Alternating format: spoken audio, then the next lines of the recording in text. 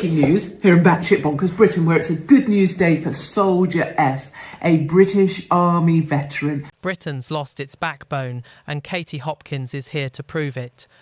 In this explosive episode of Times Bad Chit Bonkers Britain *, she takes aim straight at Keir Starmer, the BBC, and a political class that's forgotten what accountability means. From defending British soldiers to torching the hypocrisy of free breakfasts for votes, Hopkins slices through the noise and exposes the rot at the heart of modern Britain. Brace yourself, this isn't polite politics. It's raw, unapologetic truth from a woman who refuses to bow to Britain's culture of excuses. Who's been dragged through the courts for his part in Bloody Sunday. Now, I don't agree with the harassment of any British Army veterans. I believe that the real terrorists are sitting inside of the IRA. I also believe that our British Army veterans should be at the front of the line for all public services, and they should be accorded the respect that they are owed in the same way as America accords its service personnel places at the front of the line, and people say in the streets, thank you for your service.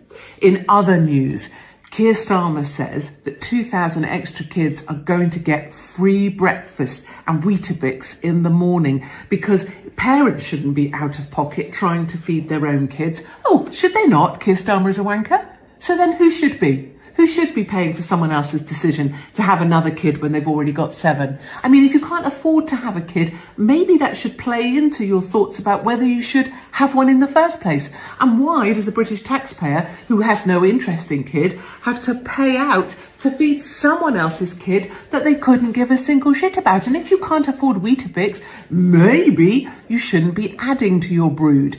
And finally, Tess and Claudia quit Strictly Come Dancing. BBC bosses are on the hunt for new presenters. They are said to be looking for a bi-curious queer ally who's also black and paraplegic and has a nut allergy, possibly glucose-free, but definitely lactose intolerant, and sometimes likes to dress up in drag. That's it, my darlings. Batshit Bonkers Britain. In tonight's edition of Times Bad Chit Bonkers Britain *, Katie Hopkins cuts through the noise once again, dismantling the carefully crafted facade of political virtue that's come to define Sir Keir Starmer's Labour Party. Her latest broadcast isn't just commentary, it's confrontation, and at its heart lies a message Britain can no longer afford to ignore. Hopkins begins by spotlighting a rare victory, the long overdue reprieve for Soldier F, a veteran dragged through Britain's legal system for decades over events dating back to Bloody Sunday in 1972. While much of Westminster and the media continue to rewrite the IRA's legacy as one of freedom fighters, Hopkins reminds her audience of an uncomfortable truth. The men and women who wore the British uniform are still being prosecuted, while the real perpetrators of violence walk free. Her question is blunt: when did Britain start punishing its protectors? It's a sentiment that resonates far beyond politics. For many across the country, the sight of veterans being hauled into courtrooms while others are celebrated as victims epitomises a moral reversal. Once honoured for their service, British soldiers now find themselves sidelined, their loyalty repaid with legal battles rather than gratitude. Hopkins's argument is clear. Soldiers who served in chaos should not be condemned for doing their duty. They should be cared for, respected, and remembered.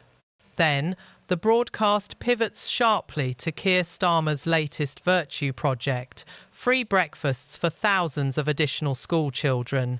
On the surface, it sounds noble, but Hopkins tears into the policy with a journalist's precision and a satirist's edge.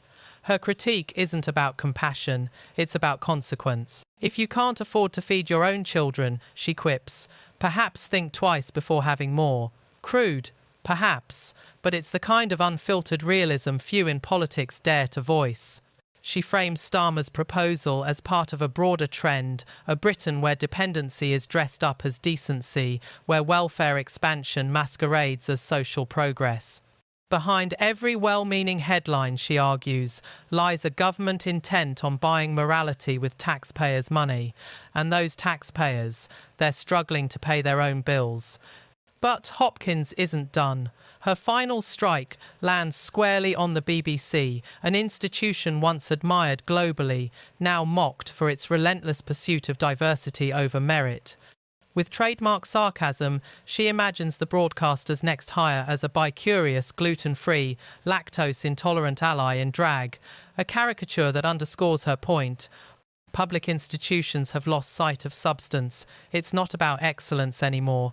It's about optics. By the end, what begins as a rant evolves into something deeper, a diagnosis of national decline. Hopkins paints a portrait of a Britain adrift, a nation where the state feeds other people's children while neglecting its veterans, where identity politics eclipses achievement, and where personal responsibility has become unfashionable. Her message, though controversial, cuts clean through the clutter. Asterisk, asterisk, feed your own children, honour your own soldiers, and stop mistaking weakness for compassion.